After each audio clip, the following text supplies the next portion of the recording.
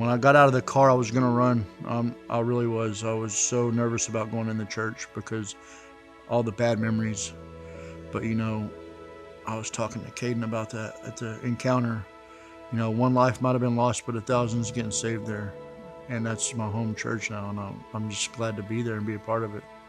And my name is Jimmy Cooksey. I'm 39 years old. I grew up here in Elk City, probably a lot like everybody else's. I was a lost soul. I had tragedy struck my life when I was 17 years old, which led me to becoming a drug addict. My life, probably, if I had to describe it, was broken, very shameful. A lot of anger in my life back then. I was ashamed to even come outside because I was so down and just depressed all the time.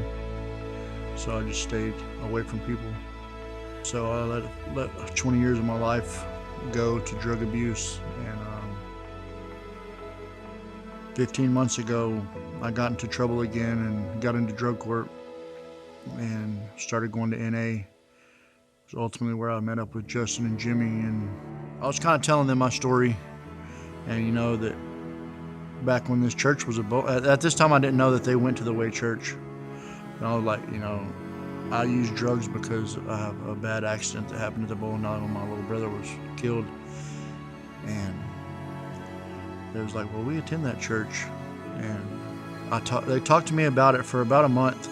And I just was like, no, I'm not going. I can't, mentally I can't do it.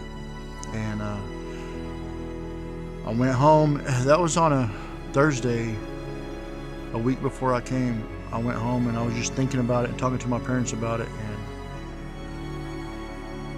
I said, well, what's it going to hurt? I went into the church, and the first thing I noticed was, of course, the bar is still exactly the same. Everything else has changed. And I kind of had my head down. Michael and Jill met me right off the bat, right when I came in, and they were just full of so much love.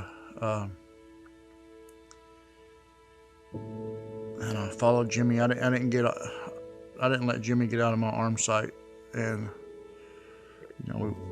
we went into the sanctuary, and I was just nervous. It was halfway through the first song they were playing that I finally decided not to run and to let my guard down. And that's when the tears started falling. I just knew that I was right where I needed to be at that time in my life. A breath of fresh air was breathed over me, and I just lost all my anxiety and just started worshiping and putting my hands in the air and just started singing. And that was a major turning point for my life. God can come into somebody like me's life and completely disrupt it for the good and just bring me plumb out of the pits and restore my life. I'm very thankful for that today. I serve as a greeter, and I serve on youth nights on Wednesdays with the 7th graders. Getting to see the youth, our next generation, what our mission is to reach the next generation. Me getting to be a part of that has really been a blessing all on its own. My life today is a million times better than it ever has been. So, by like people say, God will restore what has been taken from you, and he done that to my life tenfold. I'm not afraid to scream his name to anybody. It doesn't matter if we're in Walmart. They say, go out and spread the gospel in the supermarkets and the places of work, and I do that, and I do that without being shameful today. It's very easy for me to talk about Jesus, and if he can save my life, he can save anybody's life. The wages of sin is death, but there is a way, and that's through Jesus Christ. And that's when, as far as a person that doesn't know Jesus Christ, I would do everything in my power to get them to my church where we could love on them until they can love themselves, and just invite them to have a personal relationship and tell them my story.